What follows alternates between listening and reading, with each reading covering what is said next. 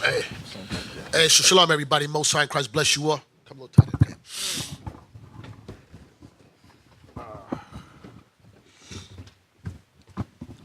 Look who we got here this morning. Brother came out, Cap. All praises, all praises, all praises. Good. So what we're going to do today. Is there a bag I put on the pencil? Yeah.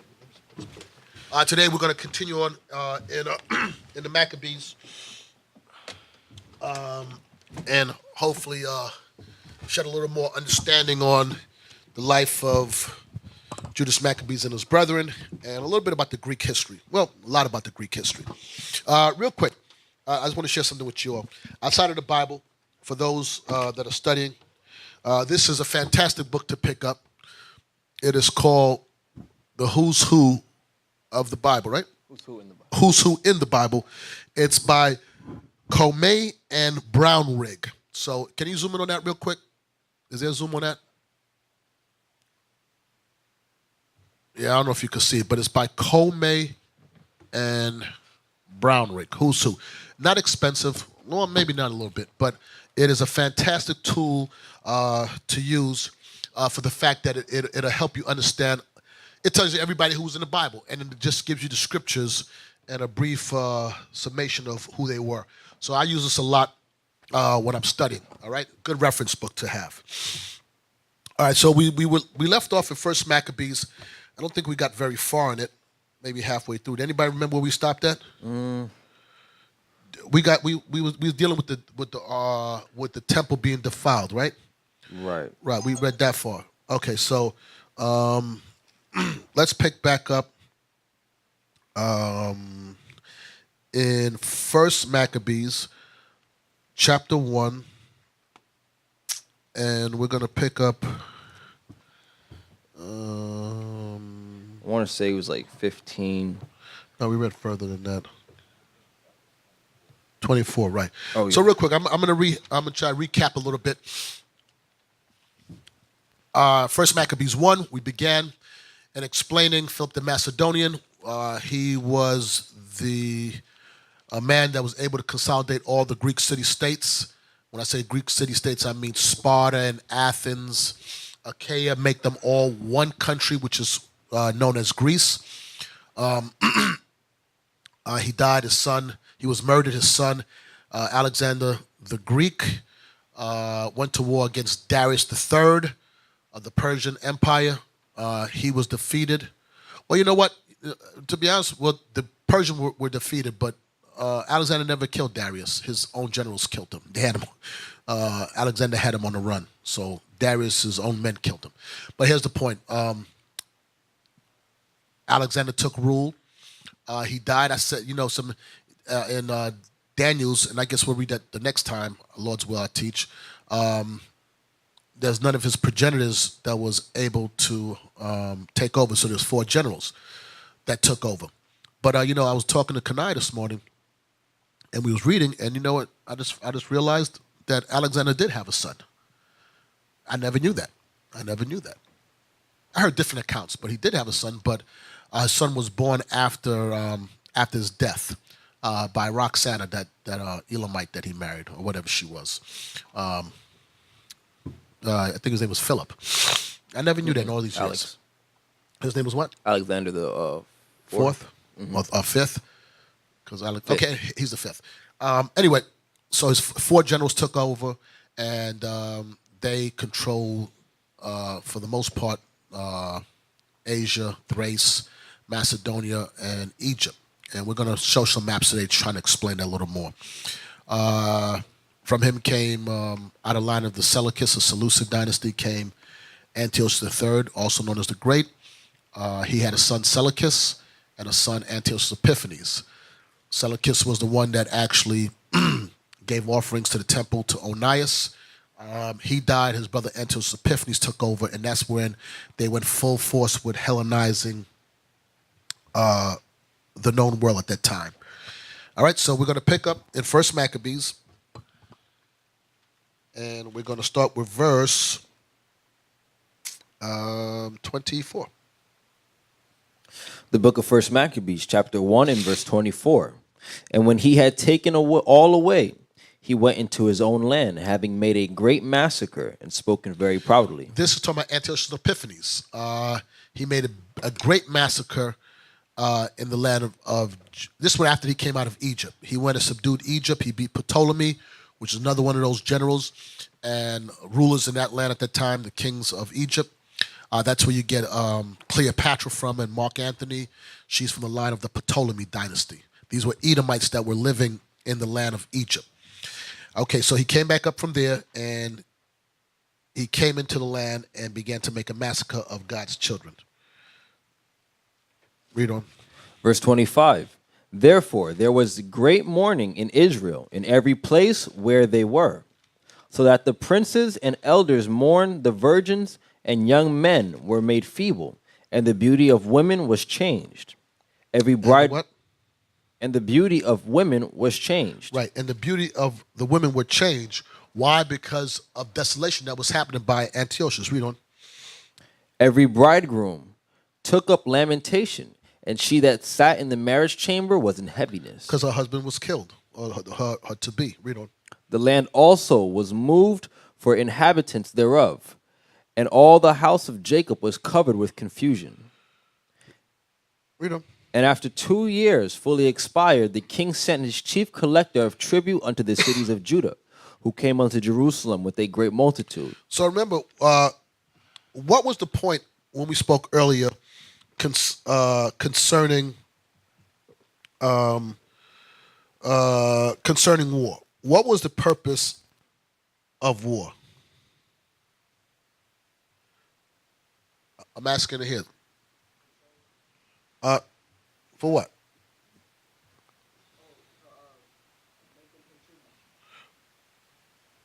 Right, to make them pay tribute. You went to war for financial reasons. You didn't go to war just because you had nothing to do. Just like today, America goes to war because it's resources they want. They want the oil, so they're going to go to war. They may mask it by other reasons and say it, but it comes down to finances. So after 2 years, Antiochus sent his chief collector into the land to collect funds. Hold this real quick. Let's go to the book of Baruch. The book of Baruch, chapter 3.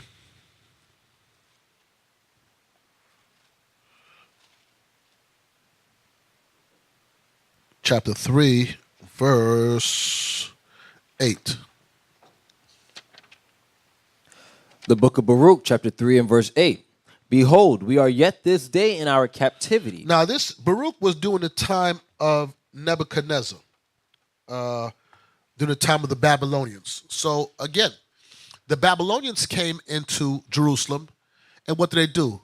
They made desolate, abomination that maketh desolate. They came in, they took all the pleasant things out of the temple, it being the censers and the gold. They robbed us.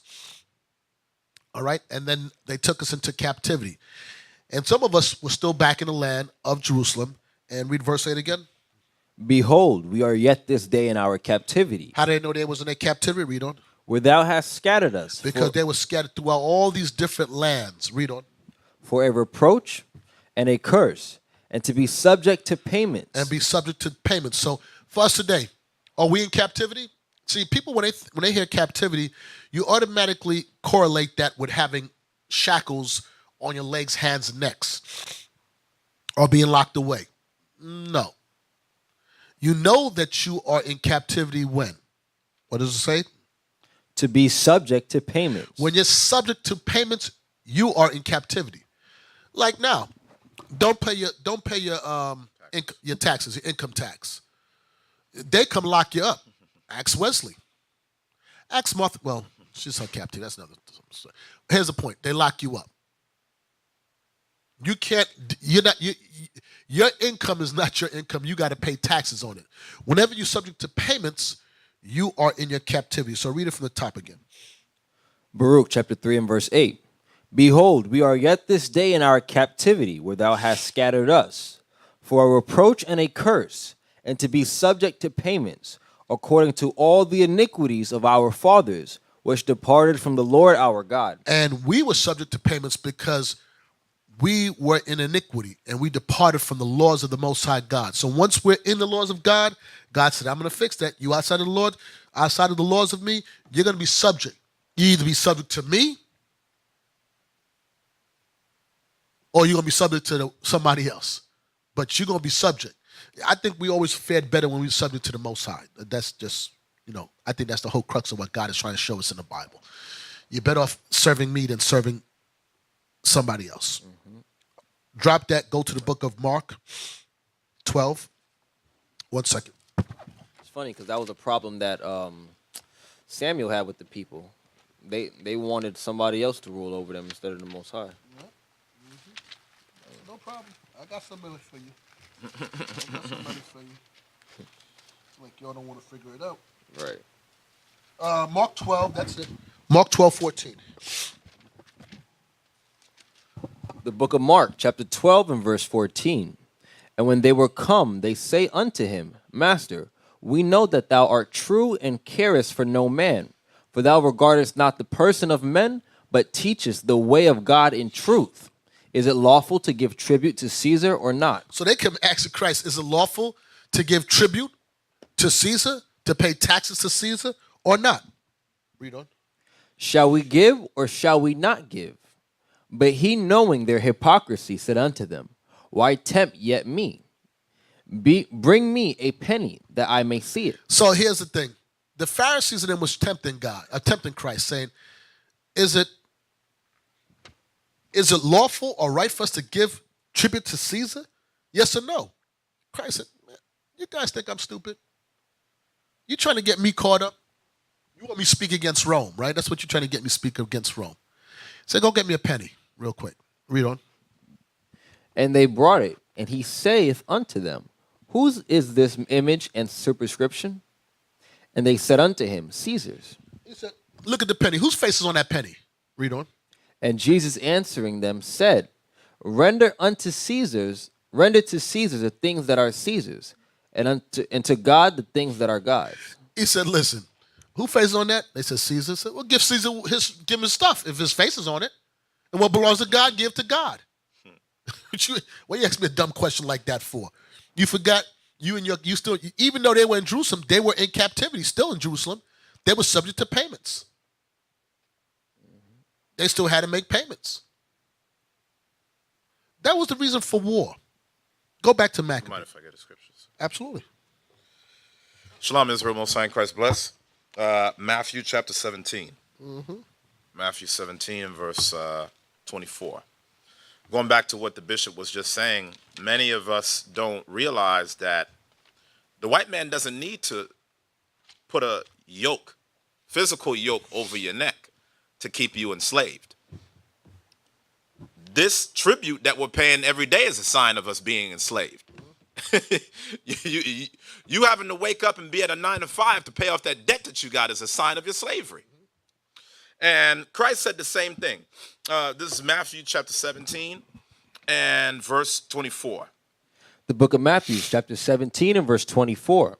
And when they were come to Capernaum, they that received tribute money came to Peter and said, Doth not your master pay tribute?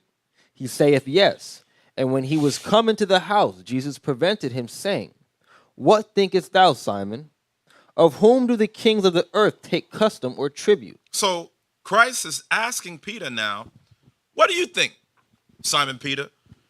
The kings of the earth, those that are in power, when they issue out taxes for you to pay tribute, who's getting taxed? Read. Of their own children? Of their own people? Read. Or of strangers? Or of the strangers outside of their race? Read. Peter saith unto him, Of strangers. Peter said, yeah, the kings would tax the people outside of their own. Read. Jesus saith unto him, Then are the children free? It says, then are the children free. So in other words, what Christ is breaking down is, you know that you're in slavery when you're getting taxed by the other nations. When you wake up and you're having to go to work for a currency of a white man's face on that dollar bill, that's a reminder to you that you're in slavery. Like how the scripture says these things should be upon you for a sign and a wonder. That's a part of the signs. When you go off and break your back to receive a coin, and you got George Washington and half of your slave masters on the dollar bill and the currency, that's a reminder to you that you're in the land of your enemy. When you're paying tribute, it's a sign that you're a slave. You know, there's an old saying, the buck stops here. Right. People don't realize the dollar can go circular anywhere, but it's always going to stop on a white man's table. Right. He's the last one. It ends up right here with me. So do what you want to do, but you're going to have to pay me. You're going to have to pay. And, you know, when you read that scripture, point I want to make, when it said about who's going to pay taxes of their own, do you know the well-to-do, Esau of this world right now, if you see some of the, and I never forget it, I want to say it was, who's behind Berkshire Hathaway again? Buffett. Yeah. Buffett. Maybe it wasn't Buffett, but I think it was the Edomite that was running for Perot or something many years ago. His tax information was revealed. If they show what he was paying taxes, was a far cry from the hundreds of millions. He had so many tax loops that was made for this guy that he was paying taxes like he was making $80,000 a year. That's the way it's. Somebody who's making 80 grand or a little more is getting raped. This guy was making hundreds of millions of dollars, and his tax bracket was astronomical. But somehow, with the cunning of CPAs or whatever they did lawfully, that dude was paying taxes like he was making 80 grand a year. Damn. Listen, subject to payments is another form of keeping you in slavery. Sidebar. During when slavery was going on, we was for so many words it was called free labor, but it really wasn't free. We just wasn't receiving money in hand. So a slave owner would have a slave, say it cost him $1,000 a year to feed, medical, because you need a slave to work, keep his foot right, hands right, the roof overhead, food to eat. It cost him $1,000 a year. Northern Esau, North America, I should say. The Union. Yeah, the Union. When the North and South was warring, the Civil War, the Edomites on the East Coast, north of Virginia, they had New York. They understood that we were moving into industrial age. We have to come away from farming, and don't make that be the sole breadwinner. Meanwhile, Esau got paid off for farming. They told him, you can still keep them as slaves. You just don't call them slaves. And $1,000 a year you spending on maintaining them, just give it to them as a salary, and they're going to have to pay for it anyway. The same $1,000 is going to be spent. Either you hand it to them or you spend it. It doesn't change. There's no extra money. It's the same amount. Okay, so you free them as slaves. It has nothing to do with the class, but I just got to say it. So you free them as slaves. You're free now. Where do you think they're going to go? Right. You think they're going to jump on a bus and ride up north, or they're going to get on a train? They're in the middle of nowhere. Well, listen, Toby, you can stay right here if you want to. You know what? You don't got to work for me, but you can stay here. But if you stay here, you have to work. They didn't know where to go. All right, I'll give you some land. Here's 50 acres. You go out there, you plant seeds and grow your crop, and just give me a piece of that. That's where you get the word landlord for it. Give me a little portion of what you grew, and then we'll be good. Toby said, good idea. So go ahead. I don't have seeds. Oh, well, I'll give you some seeds, but it's going to cost you. All right, how much? Now give me 20% of your land. Okay, that's good. Here's your seeds. Well, I need a mule to pull the hoe. Well, it's going to give me, you want the mule and the hoes will take another 10%. Now you got 30. Before you know it, you into this man 50, 60%.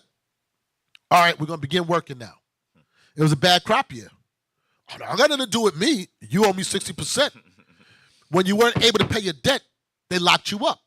Thus came the chain gang. And then you still work. You're subject to payments to Esau. It doesn't change. It doesn't change until you come out of this captivity. Let's go back. So we left off of 1 Maccabees 1, verse 29. 1 Maccabees chapter 1 and verse 29. And after 2 years fully expired, the king sent his chief collector of tribute unto the cities of Judah, who came unto Jerusalem with a great multitude, and spake peaceable words unto them, but all was deceit. For when they had given him credence, he fell suddenly upon the city, and smote it very sore, and destroyed much people of Israel. So he came in with peaceable words, his chief collector, but war was in his heart. Hold this. Go to 2 Maccabees, chapter 5.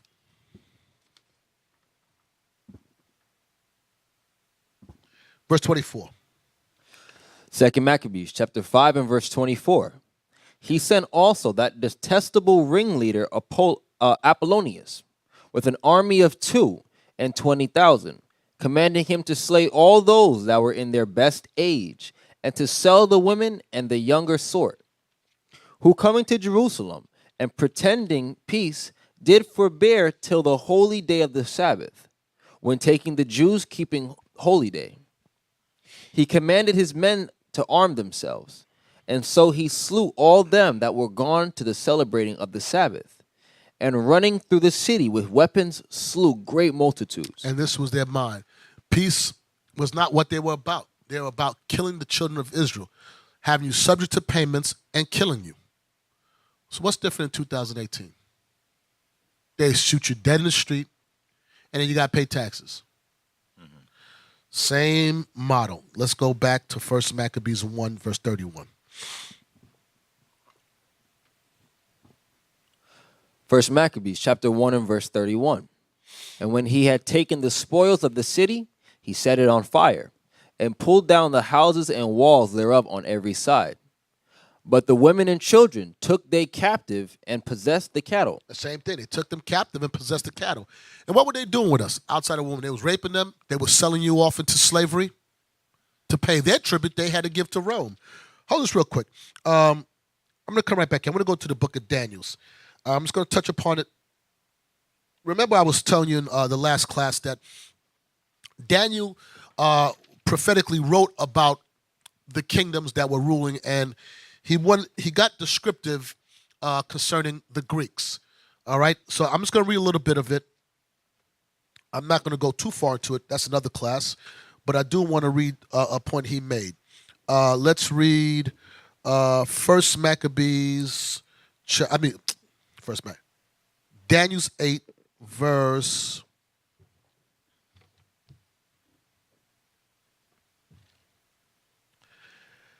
Verse 9. So when you read this chapter, he explains about the Persians and Medes being broken, and then rose up the Greeks. Daniel chapter 8 and verse 9. And out of one of them came forth a little horn. Out of one of them, mean the four generals, which was like Timaeus, Cassander, Ptolemy, and Seleucus, or Seleucid dynasty. Read on. And out of one of them came forth a little horn, which waxed exceeding great towards the south. He waxed exceedingly great towards the south, which would have been Egypt. And towards the east. Which would have went further towards Babylon. And towards the pleasant land. And the pleasant land is Jerusalem. Read on. And it waxed great, even to the host of heaven. The host of heaven, we are the host of heaven. Read on. And it cast down some of the host of the stars to the ground and stamped upon them. And we just read about that. They stamped upon us. The book of Obadiah. Go to Obadiah real quick. Obadiah 1. Explain the host. Obadiah 1, verse. I forgot this now. Obadiah 1. Oh, verse 20.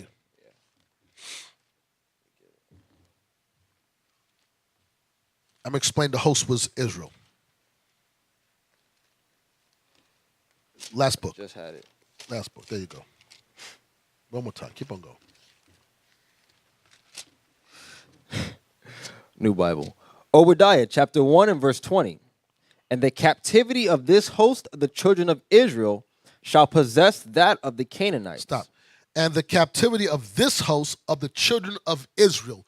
So the host that was stamped down was the children of Israel.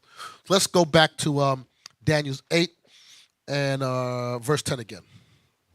Daniel chapter 8 and verse 10. And it waxed great, even to the host of heaven. And it cast down some of the host of the stars to the ground and stamped upon them. And some of the stars of the host are what? The men. We just read it. They killed off the men. It says, and stamped upon them. Read on. Yea, he magnified himself even to the prince of the host. Now, he is Antiochus Epiphanes. He magnified himself. His name was called what? Epiphanes mean God manifested on earth. He magnified himself even to the prince of the host. The prince of the host is referring to Christ. He's called the Prince of Peace in Isaiah 9. Read on. And by him the daily sacrifice was taken away, and the place of his sanctuary was cast down. Read on. And an host was given him against the daily sacrifice by reason of transgression, and it cast down the truth to the ground, and it practiced and prospered. So I want to read 11 and 12 together. And he magnified himself even to the prince of the host, which is Christ, and by him the daily sacrifice was taken away. And we're going to read that in this first chapter of First Maccabees. The sacrifice was taken away, and the place of his sanctuary was cast down. We read that last week in 2 Maccabees 4, where they set up Jupiter of Olympus. Jupiter of Olympus, I should say, the great defender. They set up an idol in the temple and turned it into a brothel. It says, and a host was given him against the daily sacrifice by reason of transgression. The host that was given him, you had some of our people that was coons.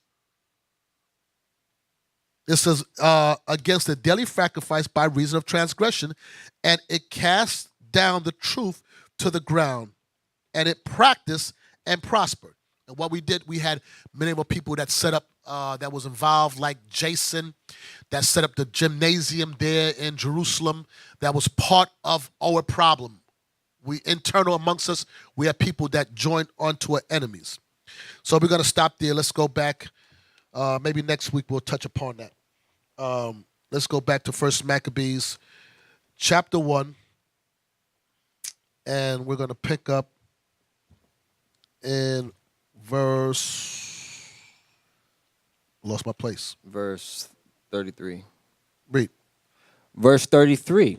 Then builded they the city of David with a great and strong wall, and with mighty towers, and made it a stronghold for them. And they put therein a sinful nation, wicked men, and fortified themselves therein. They stored it also with armor and victuals. And when they had gathered together the spoils of Jerusalem, they laid them up there. And so they became a sore snare. So in Jerusalem, they left a garrison, an army. After they came in and did what they did, robbed us, whatever, they left the army there to be a snare to us. In other words, they were like the police that was left back. Americans still practice that practice today. They're going to countries, they'll fight, defeat, and they'll leave armies back for years to be a sore snare to them. Read on. Verse 36. For it was a place to lie in wait against the sanctuary, and an evil adversary to Israel. Read on. Thus they shed innocent blood on every side of the sanctuary and defiled it. Thus, while they were there, they will still continue killing the people. Like today, they'll put a precinct in your city, and they'll come out and kill the people. They'll go to other countries. We call it police today. Back then, they called it military. You know, they set up in different countries, same thing. They'll come into the community, and they'll just do what they want to do. Read on. Insomuch that the inhabitants of Jerusalem fled because of them, whereupon the city was made a habitation of strangers, and became strange to those that were born in her, and her own children left her. So try to wrap your mind around that it was so bad that the inhabitants of Jerusalem had to leave because these dudes was just killing them. Without regard, there's no justice that was being done. That's how you know you're in captivity. You don't control your destiny. Another nation comes in, and you see that today. You see that today. You go to any of these hoods throughout America. Who polices your hood? The white man polices it. He'll shoot you dead on video in your back with no gun. And it's like, through investigation, we found that this guy is not guilty. They're like, but look at the video. The guy was running. He got shot in the back. There's no justice for that. Sidebar. Police force today. All police forces throughout this country, they have unions, a police union. I would say safely, majority of them, at least I can speak certainly of New York's union. If a police is involved in a shooting, or any type of altercation, they have 48 or 72 hours before they have to make a statement. By that time, their lawyer, which is appointed by the union, will get his statement and tell him exactly how to position himself in the matter. They don't have to make a statement. They got 48 or 72 hours before they have to say. They can shoot somebody dead with a video, and they don't have to say nothing to nobody. So in that time, that 48 to 72 hours, they'll speak to their lawyers. They'll decide the course of action, how they're going to deal with it. If they see that there's no way out, and there's a possibility they lose this case, they just retire. They get all their benefits, all their pension. They don't lose it. That black cop you just saw recently that was punching that dude in his face, they put him on, they suspended him, right?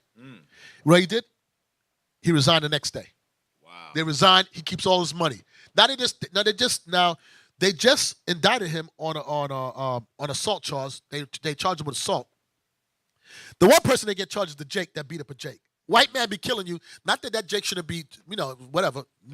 Yeah, he should be dealt with because he lost his mind. But he quickly retired. Mm-hmm. So he doesn't lose anything. Nothing. You get locked up, you got your job, you lose your job because you're sitting in jail. You lose everything. This system is so unjust. But it's all right. I like it like that. Because that means Christ is going to come back and smash this thing. All praises. Read on. First Maccabees, chapter 1 and verse 39. No, where were we?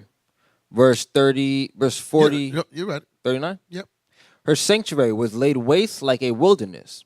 Her feasts were turned into mourning, her Sabbaths into reproach, her honor into contempt. Read on. As had been her glory, so was her dishonor increased, and her excellency was turned into mourning. Moreover, King Antiochus wrote to his whole kingdom that all should be one people. Now remember, this King Antiochus is which king? In here.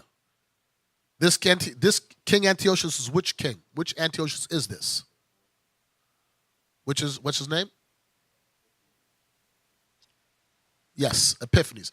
Put up that map, put up that family line up on the screen so people can see it. It'll be the Seleucid one.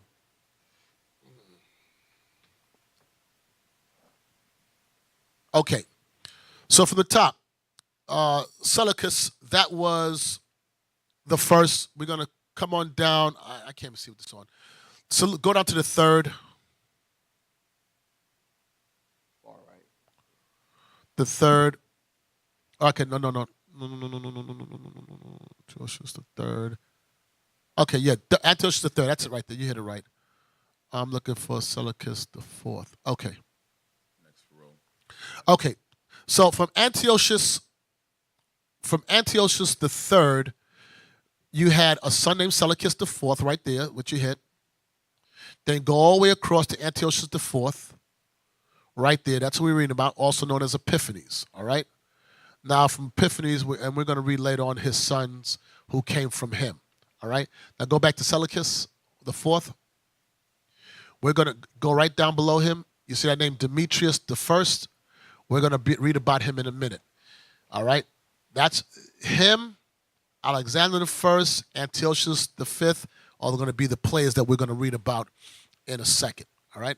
So let's go back up. Verse 41. First Maccabees, chapter 1 and verse 41. Moreover, King Antiochus wrote to his whole kingdom that all should be one people. That's what we call Hellenizing the people. He wrote that everybody should be one people. Read on. And every one should leave his laws. So all the heathen agreed according to the commandment of the king. When it says all the heathen agreed according to the commandment of the king, don't think it was like, yeah, great idea. They agreed because they had no choice to agree. Remember what we spoke about last week. When kingdoms, what made Babylon so hated Babylon was of the same mind like this. Ancient Babylon was of the same mind that all people should bow down with the sound of the sackbut, the psaltery, the harp. Everybody had to bow down and serve. Now, these other nations that was controlled by the Babylon, which would have been Persia, Median Empire, they was controlled. Assyria was controlled by them. Syria was controlled by them. Egypt was controlled by them. Jerusalem was controlled by the Babylons. Babylonians wanted everybody to do the same thing their way. People had a problem with that. It was like, okay, we'll pay tribute, whatever, but leave us alone. Let us do our thing. Like right now, today, what do we pray for? That we may lead a quiet and peaceable life with all godliness and honesty. Pray for them that are in authority, that we can live a quiet and peaceful. So in all captivity, all we want really what to do is just let us do what we do. We want to don't eat pork. We want to keep our days and do what we do. We want to be left alone while we're going through all captivity. Persians understood that. Persia said, everybody, you can do what you want to go back to Jerusalem. You got whoever wants to go back, go back. You want to stay here, you can stay here. That's how you know they was prospering. Some people didn't even want to go back. It was like, I'll stay here. It's like, you want to leave and go to, just pay my money. That's all he cared about. Where is my money? Do what you want to do. And we went back, built back the temple up, fix your city up, do what you got to do. We don't care. Keep your laws. Just have my dough. Yeah, go ahead. That's where the word democracy comes from. The word democracy, when you look into the Greek, it means mob rule. From the word kratos, it means rule. Real quick, if you wouldn't mind, type in Google, Yakin, the definition of mob rule. Type that in real quick in Google, mob rule. That's like a rap group. Right. That's where they get it from. A lot of these rappers, I know. Esau be rolling. Yeah, that's it. You get it. Mob rule. Trying to act like they're imitating Esau, but Esau's the biggest thug on earth. Esau's the thug. Yeah, let me tell you something. Go ask some gangs in L.A. who's the biggest gang in L.A., and they're going to tell you LAPD. Right. They'll tell you the LAPD is the biggest gang in L.A. You better know it. You coming out with a pea shooter, they come out with tanks. You got that? Mob rule. Okay? So look at what it says in the definition. Let's zoom in on that real quick. It says mob rule, control of a political situation by those outside of the conventional or lawful realm, typically involving violence and intimidation. Damn, that is the government. Yeah. This is showing you the foundation of the society. This is what it's talking about in 1 Maccabees chapter 1, verse 41 and 42. This is when that mob rule was established on the earth under the so-called white man. And going back to what the bishop said in verse 42, everyone agreed, according to the commandment, they agreed through the violence and intimidation that they were subject to. Either you're going to get down or you're going to lay down. That's what it was. Damn, that's gangster. That's the biggest gang. Ooh. But boy, they know how to spin it, boy. Yeah. You think? So when we read, I know as the captain said, when we read it, it says, all the heathen agreed. We just read it and we read over it like, yeah, great idea. Right. Nah, they didn't want to do that.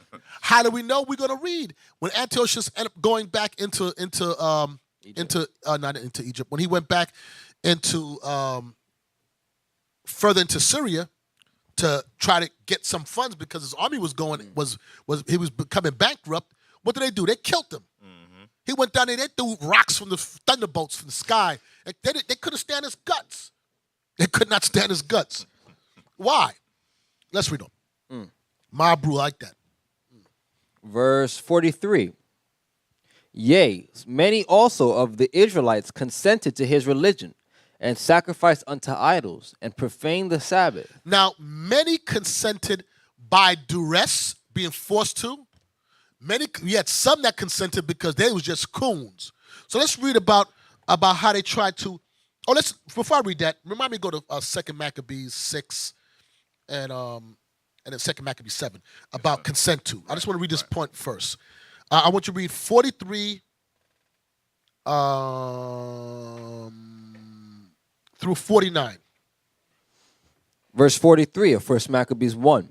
Yea, many also of the Israelites consented to his religion and sacrificed unto idols and profaned the Sabbath. For the king had sent letters by messengers unto Jerusalem and the cities of Judah, that they should follow the strange laws of the land and forbid burnt offerings. And it says, remember about Mabru, it says unconventional. That they come in and they change the way. Listen, go back to the word mob rule again. Watch this. That's a good word. Watch this. It says mob rule. Watch this real quick. Perfect explanation. Look what it says right here. It says control of a political situation by those outside conventional or lawful realm. Outside of what people want to do, the lawful realm, they control, and it's done through what? Violence and intimidation. What are we reading? What you just said? The same exact thing. That all should follow their way. But let's see what happens. Read on. Verse 45. Now jump on down to verse 50. Verse 50.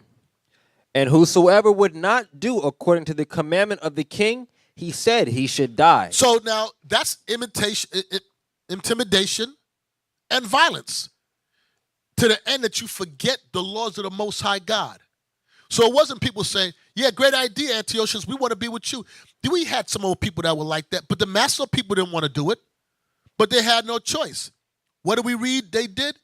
Back in 2 Maccabees 5:24, they killed, go back to 2 Maccabees 5:24. Watch this. I'm going to show what they did. 2 Maccabees 5:24. 2 Maccabees chapter 5 and verse 24. He sent also that detestable ringleader Apollonius with an army of 22,000, commanding him to slay all those that were in their best age and to sell the women and the children and the younger sort. Now it says to slay all those in their best age. That's talking about the men. How do we know? Because the next part says, and to sell the women. So those are the best age. They were killing off the men, selling the women. So now when all the men are killed off, the women are intimidated. The children, little children, they tell their little sons, no. You're gonna listen, we gotta sacrifice this idol. They're gonna kill you too. Now we did have some old sisters that wasn't going for it. That was telling the kids, you gotta die for these laws. And we're gonna read about them. But this is mob rule. Back to 1 Maccabees. Let's pick up verse 45. 1 Maccabees chapter 1 and verse 45. And forbid burnt offerings and sacrifice and drink offerings in the temple, and that they should profane the Sabbaths and festival days, and pollute the sanctuary and holy people. Set up altars and groves and chapels of idols, and sacrifice swine's flesh and unclean beasts. That they should also leave their children uncircumcised, and make their souls abominable with all manner of uncleanness and profanation. Read on. To the end that they may forget the law and change all the ordinances. So the purpose, this was not only, the whole point behind it was to change the psychology or the thought process of the people. They say, you know what? We want you all to sacrifice idols, eat unclean meat, don't circumcise your children, break all the laws of God, and all those that don't consent, we're going to kill, to the end that you might forget who you are. They were trying, this is why I said Esau, their witchcraft, or what they call science, they play way over the head of most people. They're not just trying to fit, they're trying to change the way of thinking. Break that. So you know what? We got to kill off this generation because these people ain't going to change. They're set in their ways. But we could raise this young one up. You know how we raise you up today? Think about all the unholy days they want you to celebrate. How do they bait you into, from your little kid? Christmas? What do? You give them gifts. The fat white guy come down the chimney and puts gifts underneath your tree for you if you was a good kid. You get it? What is it? Valentine's Day? What is it? You give sweets to your girlfriend? Halloween, you give candies to the kids. Birthdays, you get a gift. A gift destroys the heart. And they raise up the young ones like this, that when you grow up, you're like, what do you mean we don't celebrate Christmas? My mama taught me, and my mama's mama did it, and they made that country ham. And oh gosh, to the end that they might forget the laws of God. But it's our job to rewrite this, to tear down all those lies. We forgot that we were in this present day, we forgot that we are the Israelites. To the end that you call yourself African American, call yourself Jamaican, black. We have some people go so hard. I gotta tell you this. My mother was born in Central America. She's Benjamin, but she born speaking Spanish. She poor, but my mother had aspirations in life. She's a hard-working, and I'm being serious, she's a hard-working woman, went to college in her 30s here in the States. There was 3 times a year. Well, there's more than 3, but I'm just the 3 when I'm talking about. There's 3 times a year my mother went hard for America. Memorial Day, 4th of July, and Labor Day. Damn. I'm telling you, my backyard, man, my mother used to go all out. My mother on 4th of July, I wish I could find a picture. She loved America to her death. And I tried to she wasn't trying to hear it. My mother, she would have gave me up to the Romans. Damn. She'd have gave me up. My mother on 4th of July, my backyard, I'm not exaggerating. My mother would have on a blue shirt, red shorts, white sneakers. The plastic plates was red. The napkins was red, black, and blue. We had a flag in front of the house. My mother that was my house. Oh, Lord Jesus. You thought you saw Abraham Lincoln walking out my front door. God. My mama was as American. But you know what happened? She nursed off the tit of America. America took care. Because they show you some kind of, where she came from is a little financial better for her. Because she was poor. But, man, listen, 4th of July, my mother was, Popping fireworks. If she was around with Christmas eyes, she would have jumped in front. Damn. She would have took the first shot. She was American as American could come and wasn't born here. But you know what happened? To the end that you might forget. To the end that you might forget. You forget. You know what happened? And when you co-sign America like this, like back then, they told Eliezer, if you co-sign, you eat this stuff, you be the king's friend. You're going to get gifts.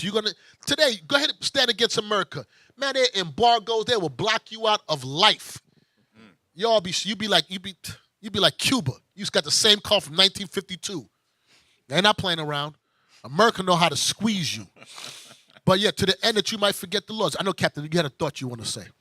Yeah, no, I was going to say what's interesting about these passages that you're reading about in the book of Maccabees is it's letting you know how mob rule was established. Mob rule was established through the holidays. That's why when you're observing these holidays, the holidays are based upon white supremacy. It's based upon genocide. It's based upon them overthrowing your people. That's what it's about. Then you look and it says in verse 47, right? Set up altars and groves and chapels of idols and sacrifice swine's flesh and unclean beasts. The part specifically that I want to get out of this is mob rule is also established in your food. They have different levels and different layers of how they go about establishing their mob rule to keep you confined. They put that's the reason why Esau has something called the FDA, the Food and Drug Administration, where they have a governing body that decides how much poison they will put in your regular food. Real quick, Yakin, look this up. Type in toothpaste poison. Oh, yeah. So something that would be in your everyday life. Esau knows what he's putting in your day-to-day foods. He knows what he's putting in your cereal. He knows what he's putting in your water. He knows what he's putting in your toothpaste. And many of us, never knowing any better, we think that everything is just regular life. Go to toothpaste poison, and then I want you to go to the images section, just to be able to peep this out real quick. The part that I'm trying to show or illustrate is, like Bishop Kani just said, Esau plays far over the heads and minds of the average person. Okay, click on the very first image on Google here, the very first one. Now, this is the image of the back of your toothpaste. Typically, you'll find this in Crest, Colgate, etc. You notice at the back of your toothpaste, many of you are at home right now. Go to your toothpaste, look at the back of it. See if it says what it's saying on the back of the label. You might notice a red stripe. Notice what it says in the highlight, right? Or even when it tells you in the directions. Do not swallow, right? You see how it says that at the very top of the direction section? Do not swallow. Why does it say do not swallow? Look at the highlighted. It says, if you do swallow, contact a poison control center right away. Why does it say that? Because Esau understands that they've put poison into the toothpaste. Fluoride is a poison. So anytime you're brushing your teeth on these traditional brands, this is poison that you're injecting in your mouth. They understand how that plays on your mind. When you're putting it in your mouth every single day, they understand that that's chipping away at your mental faculties. But it's very subtle and very sly to the end that you think that nothing's wrong. Yeah. And that's the reason why it's so important for us to bethink ourselves like the scripture says, because that's on a lot of levels. We bethink ourselves as a nationality of people. We got to bethink ourselves in terms of how to be able to take care of ourselves. Because you leave it to the so-called white man, he puts these poisons in these different things so you have a reason to go to the hospital and pay him top dollar to be able to get the fix. He sets up the trap for you to pay him for the fix. Damn. That's heavy. I remember you were saying, Captain, a few weeks ago during Pentecost about being good stewards of our resources and how these things that we go through now were curses set up by the Most High for us breaking the commandments. That's the reason why we have things like the FDA, things like spoiled meat and meat that's cows bigger than a daggone house. It's because of we broke God's commandments, and He put those things in place to judge us. Right. I'm glad that you said that, because remember, even when you read in Genesis 49 where it says his teeth shall be white with milk. One of the things that our forefathers would do back in the day was they would use goat milk as a teeth whitener. They had the knowledge and the understanding of how to be able to provide and take care of themselves. Just like I said, how Solomon understood the elements. The Most High said, oh, you Negroes don't want to follow what I say and keep my laws? Okay, go to the white man. He'll show you how to take care of your teeth. Right. Yeah. Drop the goat milk. Yeah. And then you find yourself in 2018. That's it right there. Sodium fluoride, get medical help. That's CREST. Watch this. Contact poison control right away. Yeah, that's, wow. And No, go back. Look what it says. To minimize swallowing, use a pea-sized amount on children. Man, you put this in children. You start doing this from before they start having teeth. That's why these kids be messed up, man. Esau's evil as hell.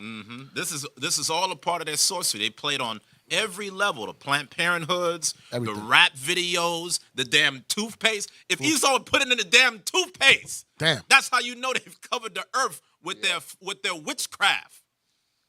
But Jake, be none the wiser. 4th of July, barbecue sauce, 99 cents. 99 cents for barbecue sauce. You ready to buy it. You go buy hot dogs from Dollar General. To my, yeah.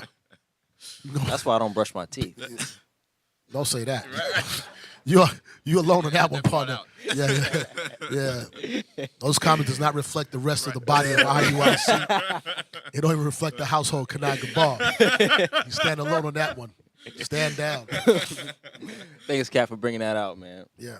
Yeah, non-fluoride toothpaste. I'm just Non-fluoride toothpaste. Yeah.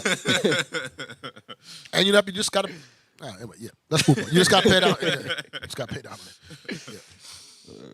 That's the reason why it tells you, though, in the scriptures, though, it's not by food or herb, but by the word of the Most High. Because at the end of the day, you could try your organic and your cage-free and all of this grass-fed. Listen, the Most High, He's the one that will be able to take you out of your poverty and put you into a righteous estate. It's not going to be through any of the things of the world. It's going to be through the Most High and His laws. That's why we're telling y'all to repent.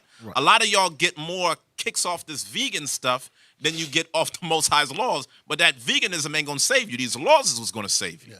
You forgot. You think you vegan. You Monsanto. Yeah. This guy... I just read some. That's another story. A guy was spraying bug spray. Weed killer in his house. He caught. He just won from. I forgot one of these big weed killers. I forgot the name of it. One of the big ones. Just won $289 million. Jake too. He got cancer. He ain't gonna live. but damn, he just got $289 million That's for a crazy. weed killer. You know what could kill weeds? Simple. Water and vinegar will kill weeds. Spray vinegar on it, it will kill weeds. This dude got cancer behind it. I'm telling you, Esau, man, well, you know, it is what it is. He is who he is. Right. Keep God's commandments. He does his job well. Yeah, I tell you, God made him to punish us, boy. Right. Right. You know, Heavy Esau is in order. So, but here's the point. Let's go, because you know I'm going to get through this. You want 2 Maccabees 6 too, just a reminder. Oh, yeah, yes. I want to read 2 Maccabees 6, but at first I want you to read 1 Maccabees 1.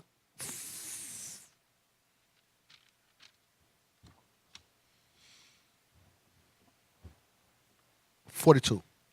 The book of First Maccabees, chapter 1 and verse 42. And every one should leave his laws, so all the heathen agreed according to the commandment of the king. Right.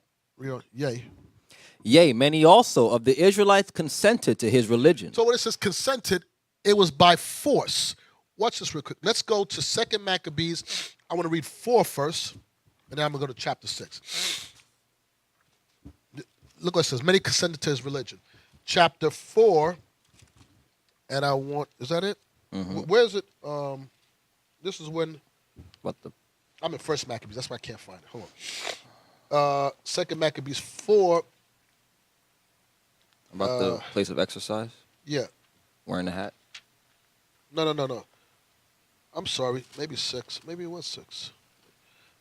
Yeah, it was 6. I'm sorry. I want 2 Maccabees 6, and I want you to read verse 6. The book of 2 Maccabees, chapter 6 and verse 6. Neither was it lawful for a man to keep Sabbath days or ancient feasts, or to profess himself at all to be a Jew. So part of it is that we just read the same thing on 1 Maccabees. You were not allowed to keep the Sabbath. So today, what do? They set up Sunday worship.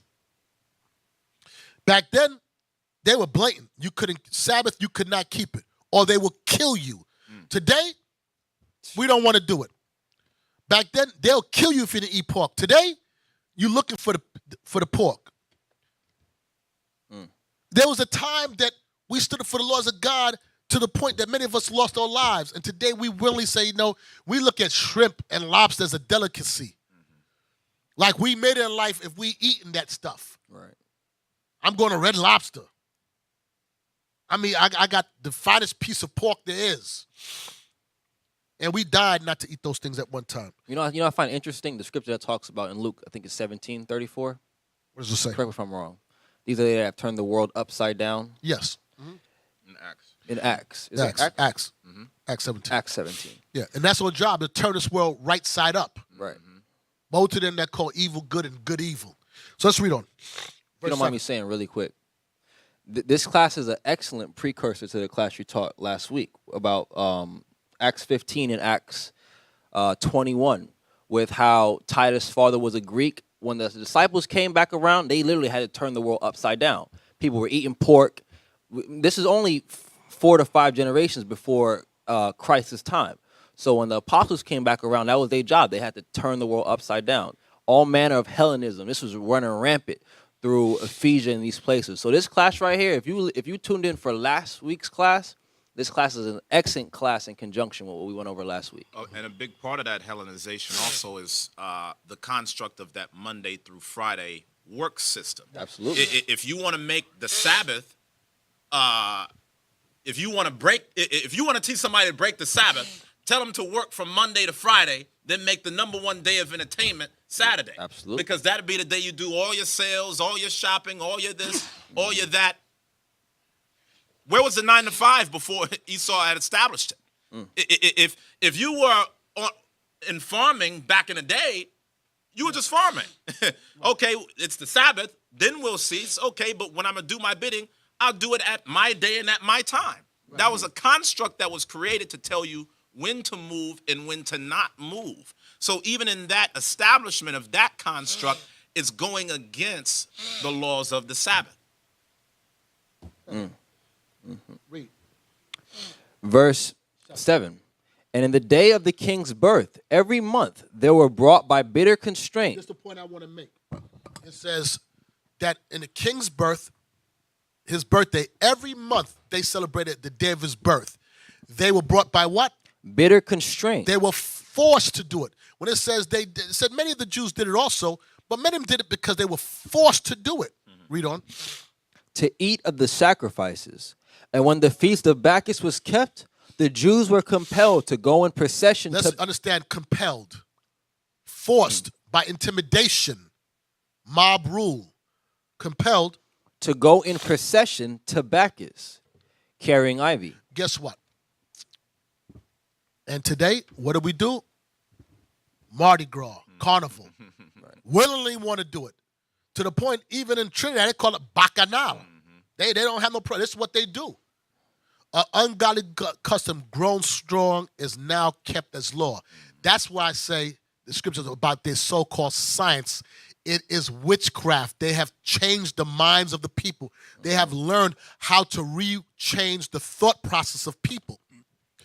There's no bigger craft of witchcraft than that. Psychology.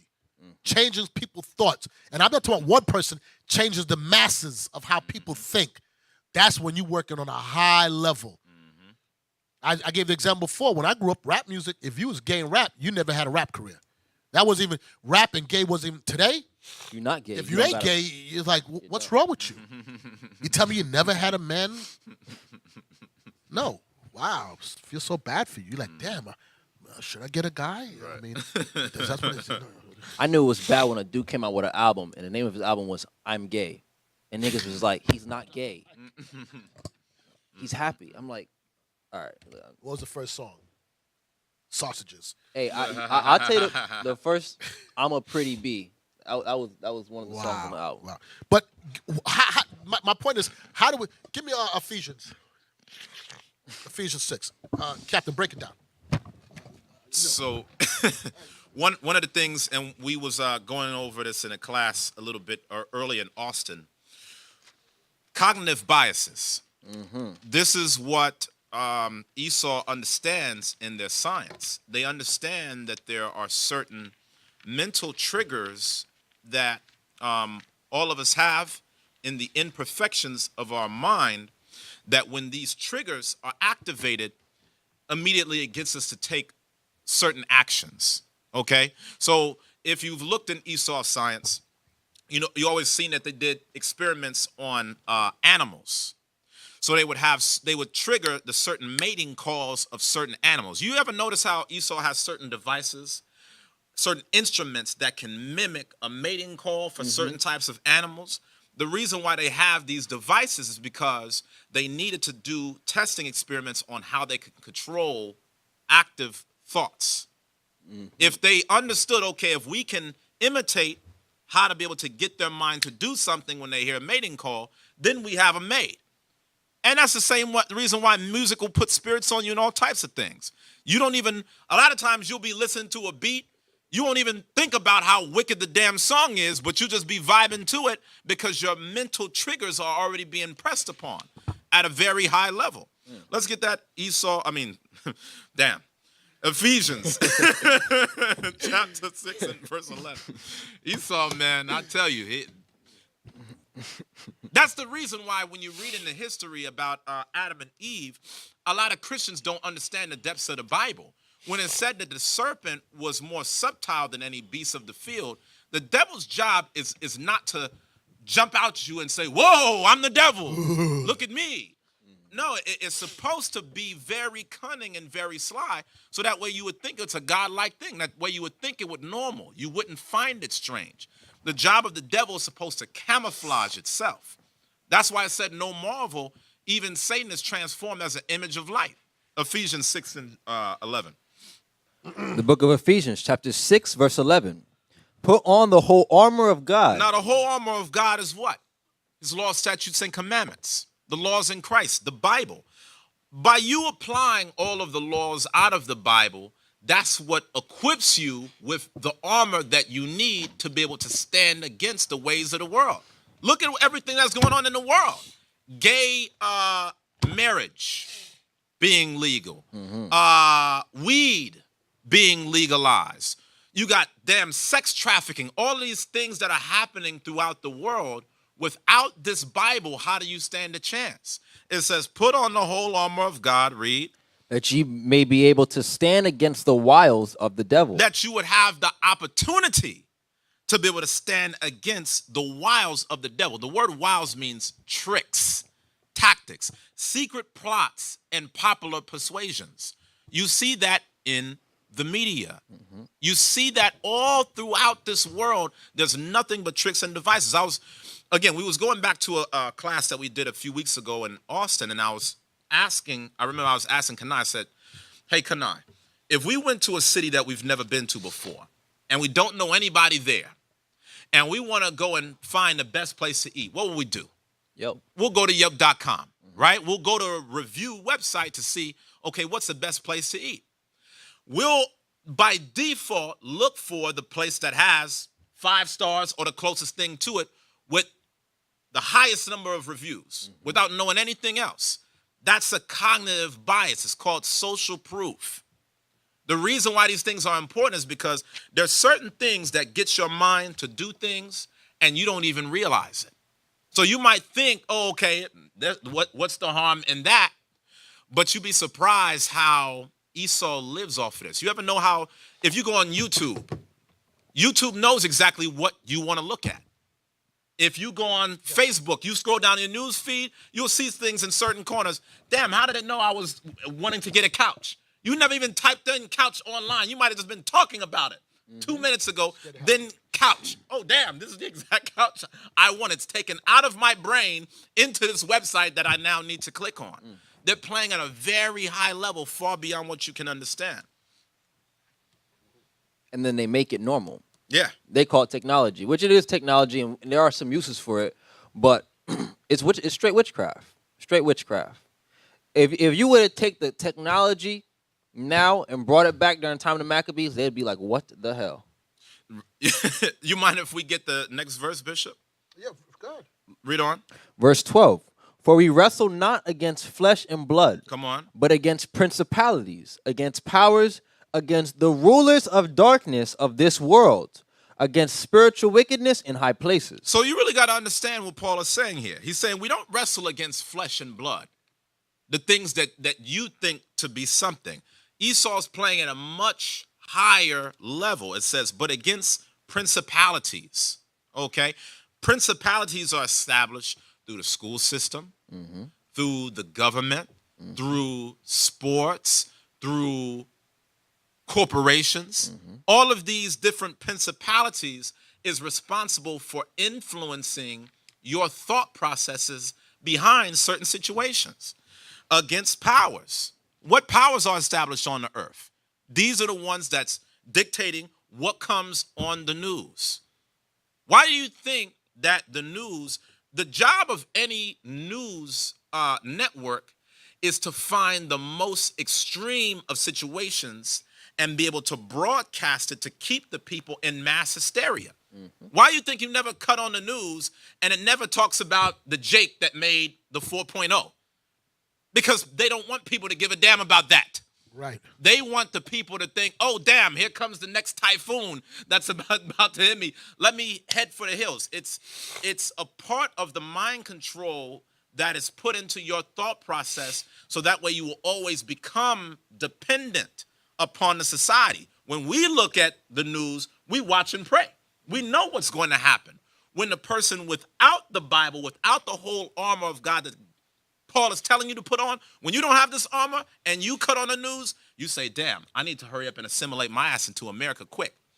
Because I just heard that Iraq is coming against us, so I got to get in the white man's military to fight against Iraq. Damn. Yeah. Did you see that on the news? Mind control. And all people are none the wiser. Right. They're none the wiser. The laws of God is what saves you, boy, through Christ. Believe that. They're playing on a whole different astral plane, and Jake is asleep. But remember, we read, it says, to the end that they might forget the law, and that's the whole point, to keep us away. They knew the first generation, you have to kill them off. They're not going to turn against God like that easily. Most of them are going to be it. So if you was found circumcising your children, keeping the holy days, keeping the Sabbath, they would kill you and raise up the little ones to follow their custom and their ways. And that's why you find Jake today. You talk about this, they go hard for 4th of July and stuff like that. You can't tell them no different. They'll argue down. I heard Jake tell me the Constitution was divinely inspired of God. I'm like, God. So you're an idiot. I looked at him and I was like, God bless your Never thumbs. read a You Three-Fifths done- Compromise. I looked at this guy and I'm like, oh boy. I didn't even know where to begin with him. I'm like, okay, cool. Let's move on in life. So you are fully assimilated. Right. Fully assimilated. That's why Deacon Yawasop always says the Negro was an invention born in America. Because you came out of American, it's a damn monster that was created in America. Okay, so we read. We was in 2 Maccabees 4. 6, I should say. The point we read was to profess himself as a Jew. Okay, read verse 7 down. Verse 7. And in the day of the king's birth, every month they were brought by bitter constraint to eat of the sacrifices. And when the feast of Bacchus was kept, the Jews were compelled to go in procession to Bacchus carrying ivy. Moreover, there went out a decree to the neighbor cities of the heathen by the suggestion of Ptolemy against the Jews that they should observe the same fashions and be partakers of their sacrifices. Read.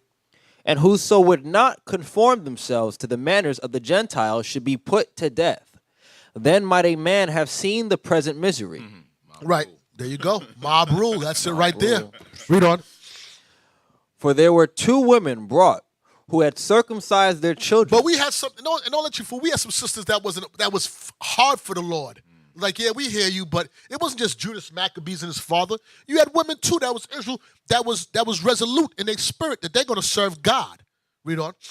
Whom when they had openly led round about the city, the babes hanging at their breast, they cast them down headlong from the wall. These mothers were nursing their children. They threw them off of a wall for circumcising their children. Imagine the ones that saw that sat back and saw that. They wouldn't want that for their children. They was killing off the men. The men couldn't protect them. Oh, we could not protect them. So it's like, you know what? Little Judah, your name now is Apollos.